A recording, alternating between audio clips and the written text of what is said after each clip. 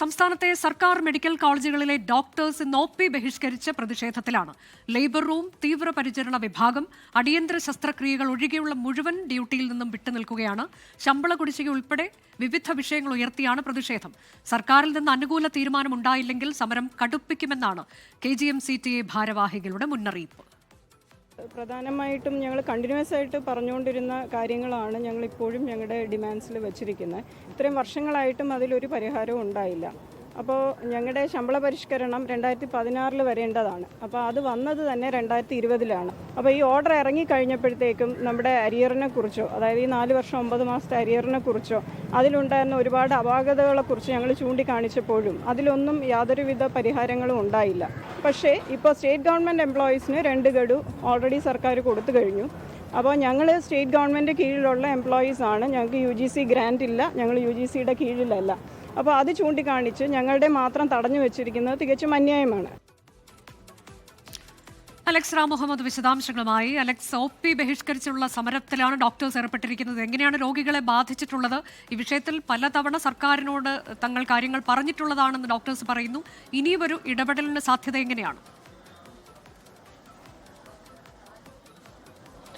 അനുജ, ശമ്പള കുടിശ്ശിക അനുവദിക്കുക, നിയമനങ്ങളിലെ സുതാര്യത ഉറപ്പുവരുത്തുക, ഒപ്പം ഈ സ്ഥലം മാറ്റങ്ങളിൽ അനാവശ്യ സ്ഥലം മാറ്റങ്ങൾ ഒഴിവാക്കുക തുടങ്ങിയ വിവിധ ആവശ്യങ്ങൾ ഉന്നയിച്ചാണ് സംസ്ഥാനത്തെ സർക്കാർ മെഡിക്കൽ കോളേജുകളിലെ ഡോക്ടേഴ്സ് KGM-CTAയുടെ നേതൃത്വത്തിൽ ഇന്ന് ഒ പി ബഹിഷ്കരിക്കുന്നത്.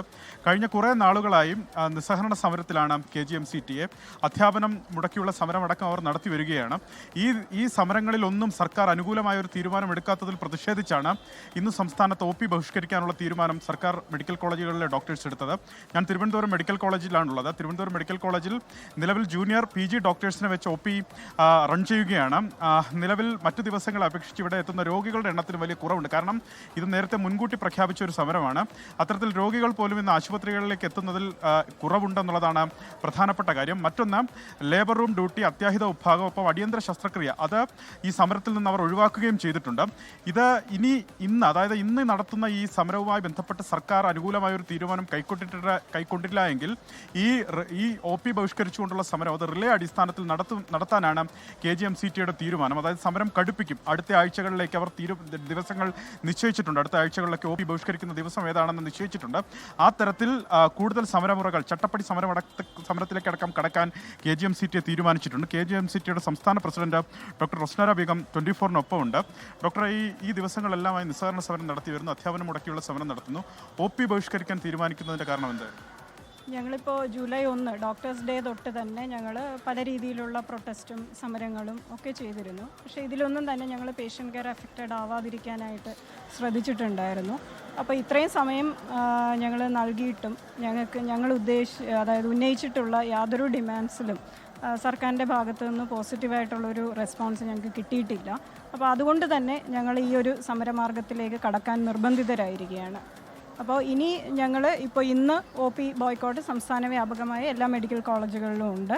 അത് ഞങ്ങൾ റിലേ അടിസ്ഥാനത്തിൽ നെക്സ്റ്റ് വീക്കും വരുന്ന ആഴ്ചകളിൽ ഞങ്ങൾ ചൊവ്വ, ബുധൻ, വ്യാഴം അങ്ങനെ ഓരോ ദിവസങ്ങളായി നിശ്ചയിച്ചിട്ടുണ്ട്.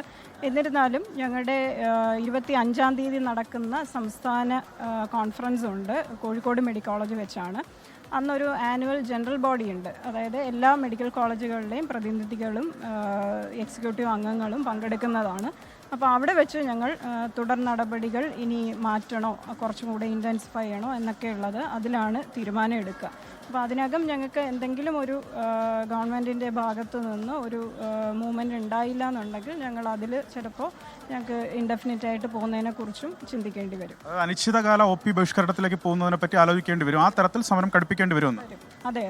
ഇപ്പോൾ ഞങ്ങൾ റുട്ടീനായിട്ടുള്ള, അതായത് ഒ പി ഒഴികെയുള്ള ഒ പിയും നമ്മുടെ പ്രീ അനസ്തെറ്റിക് ചെക്കപ്പ് എന്ന് പറയും, അനസ്തീഷ്യയുടെ ഒ പി ക്ലിനിക്ക്, ഇതാണ് ഞങ്ങൾ നിർത്തിവെച്ചിരിക്കുന്നത്. അതോടൊപ്പം തന്നെ ഇന്ന് ഡോക്ടേഴ്സിന്റെ സമരം അത് തുടരുകയാണ്. വിവിധ വിഷയങ്ങൾ ഉന്നയിച്ചുകൊണ്ട് ഡോക്ടറിന്റെ പ്രതികരണമാണ് ഇപ്പോൾ കേട്ടത്. ലോകത്തെവിടെയായാലും ഏത് സമയത്തും 24 വാർത്തകളും ഓഗ്മെന്റഡ് റിയാലിറ്റി പാക്കേജുകളും എക്സ്പ്ലെയിനറുകളും വിശദമായി കാണാൻ ഞങ്ങളുടെ YouTube ചാനൽ നിങ്ങൾക്ക് സബ്സ്ക്രൈബ് ചെയ്യാം.